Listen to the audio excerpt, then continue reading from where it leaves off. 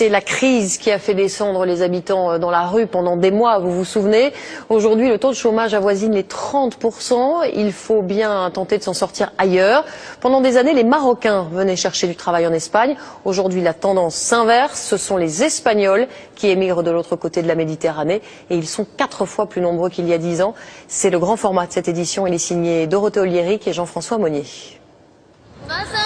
On aperçoit les côtes espagnoles à moins de 15 km de Tanger. La péninsule ibérique était un Eldorado pour les Marocains. Aujourd'hui, ce sont les Espagnols qui font la traversée. Chassés par la crise, ils viennent chercher du travail au Maroc. Ils étaient 3000 en 2003. Ils sont plus de 10 000 désormais à résider officiellement au Maroc. Mais en réalité, ils seraient plusieurs dizaines de milliers à vivre dans le royaume chérifien. Sur les chantiers de construction de Tanger, un peu partout, on voit à l'œuvre des ouvriers, des peintres, des maçons espagnols. Martine Sierra a laissé en Corogne, femme et enfants, il y a 3 mois, une question de survie. Je suis venu pour trouver du travail. En Espagne, la situation est très mauvaise. Il n'y a rien. Vous auriez pensé venir ici? Jamais. Pour des vacances, oui. Mais pas pour du travail. Avant, moi je rêvais d'aller travailler en Espagne. Mais il n'y a plus de boulot là-bas. C'est chacun son tour. Avant la crise, les Espagnols résidant au Maroc étaient essentiellement des enseignants, des diplomates ou des hommes d'affaires. Mais le taux de chômage de près de 30% en Espagne et de 55% chez les jeunes a changé la donne. Massimo, lui, est diplômé d'architecture. Il a trouvé ici un emploi bien rémunéré, mais il constate l'arrivée d'immigrés d'un nouveau genre. Avant, les Espagnols arrivaient ici en terrain conquis. Ils étaient convaincus qu'ils pouvaient s'acheter le Maroc.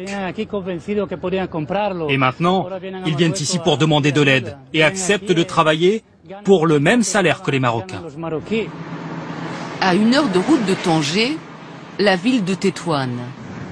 L'été, la région est prise d'assaut par les touristes. Mais pour l'heure, la station balnéaire de Martil est juste balayée par les vents. C'est cette petite bourgade qu'a choisi Salvador. Ce ferronnier espagnol a passé ses dernières années à Malaga sans l'ombre d'un job. Il lui reste une dizaine d'années avant l'âge de la retraite. Rester en Espagne pour vivre chez mes parents comme quand j'étais enfant? C'est pas possible. Là-bas, il n'y a rien. Mais ici, il y a du travail. Et j'adore. Et pourtant, ce n'est pas facile de tout recommencer. Salvador a certes déjà adopté la djellaba, mais pour communiquer avec les clients marocains, ce n'est pas encore ça. C'est compliqué la barrière de la langue. Oui, ça c'est un peu mon petit problème. Mais petit à petit, on va y arriver.